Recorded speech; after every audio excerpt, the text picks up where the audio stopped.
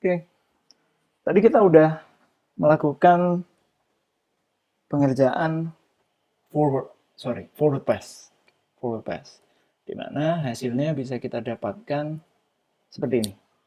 Oke, di akhir nilainya adalah 15. Nah, dalam CPM kita juga dikenalkan untuk mengerjakan secara backward pass, yaitu bagaimana kita menarik kegiatan itu dari belakang. Prosesnya pun sama, tapi yang membedakan adalah ketika tadi ada bercambangan, yang kita lihat adalah nilai minimumnya. Sini. Ketika ini backward pass, kita akan mengerjakan dari titik akhirnya, yaitu dari H.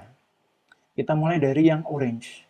Orange ini diisi dari hasil akhir dari early finish-nya. Jadi latest finish ini sama dengan early finish-nya. Kalau yang awal maju tadi ditambah, kalau backward itu kita kurangi. Sehingga 15 kita kurangi 2, 13. Oke. 13 kita taruh di sini. Oke. Jadi yang ungu ini berpindah ke orange. Karena F dan G itu mempengaruhi H, otomatis ini sama. Nah, 13 kita ke G dulu. 13 kurangi 5, 8. 13 kurangi 3, setelah dari situ kita ke kegiatan E. Oke. Di kegiatan E itu dipengaruhi oleh kegiatan G. Sehingga 8 itu kita pindahkan di sini. Karena ini juga ada tanda panah balik, 8, 8 kurangi 4, 4. 8 kurangi 4, 4. Oke. Nah, kita lihat di sini ada section, ada persimpangan. Di mana C itu dipengaruhi oleh E dan F. Jika tadi kalau kita arah maju ke depan itu menggunakan yang paling besar, kalau kita ke belakang sekarang menggunakan yang paling kecil. Jadi yang kita pakai adalah angka 4 dari kegiatan E. 4 kurangi 2 menjadi 2. Begitupun sama dengan kegiatan A dan B. Kegiatan A dan B dipengaruhi oleh 2 dan 4. Ini kan tanda panahnya. Oke. A itu dipengaruhi oleh C dan D. Yang paling kecil antara 2 dan 4 adalah 2. 2 dikurangi 2, 0. 4 kurangi 3, 1. Antara 0 dan 1 mana yang paling kecil? 0. 0 kita masukkan 0. Oke. Sehingga ini udah benar.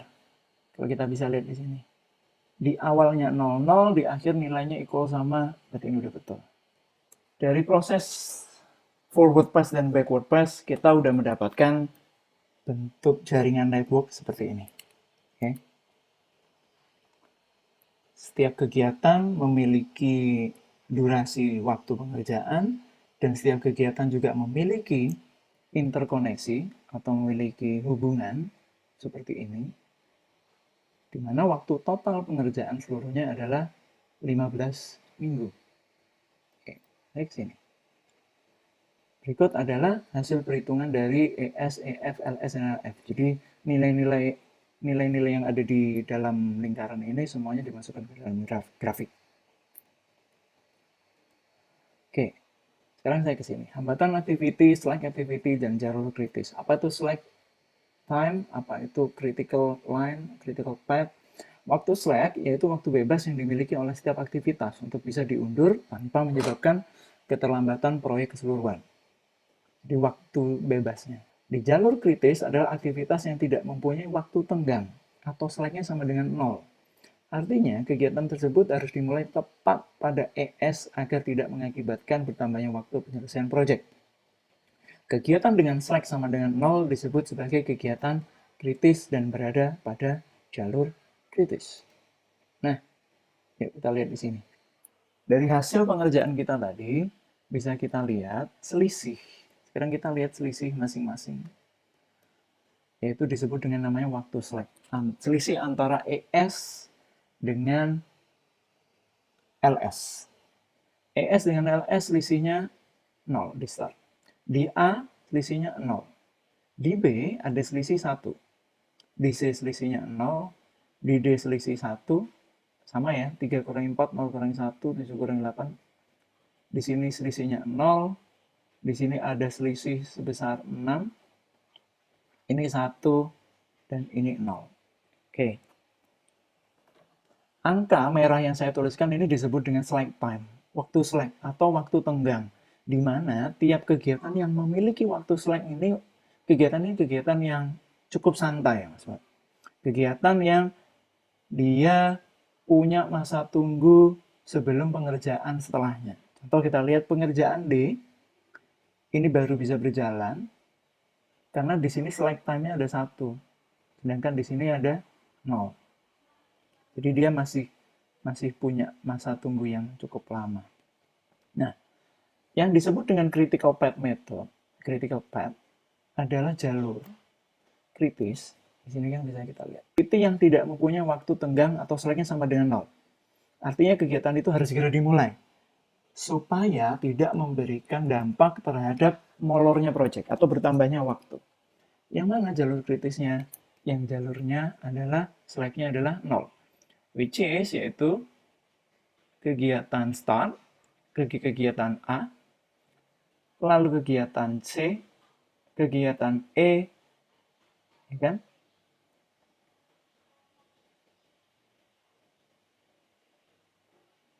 Kegiatan G, lalu kegiatan H. Salah Mas Mbak ya. Ini harusnya 0. Jadi kegiatan start, A, lalu ke C, E, G, dan H. Jadi ketika kita dihadapkan pada sebuah persoalan, coba cari jalur kritis dari sebuah kegiatan, pengerjaan, rumah sakit. Langkah pertama, saya ulangi lagi. Kita breakdown setiap kegiatan itu menjadi kegiatan-kegiatan yang terkontrol. Kegiatan-kegiatan yang bisa kita ukur nilai waktunya. Jadi kayak seperti kita bangun tembok tadi, penyiapan lahan, leveling, pengerjaan plaster, pengerjaan acian, pengecatan painting, itu kita bagi.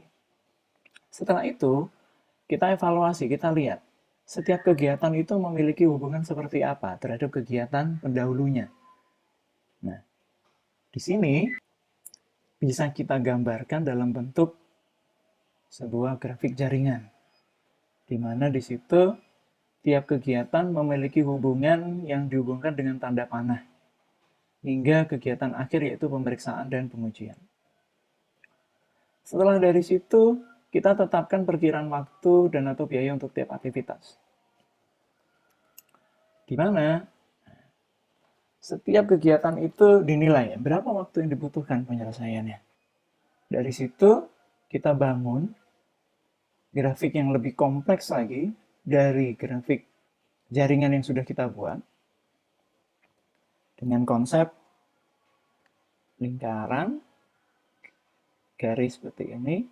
Ini nama kegiatan, ini durasi, ini start awal, yaitu early start.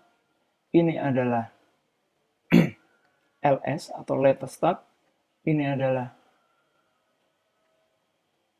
LS. Dan ini adalah latest finish. Kita masukkan, langkah berikutnya kita masukkan durasi waktunya di area bawah. Dan kita beri nama tiap kegiatannya. Lalu kita mulai.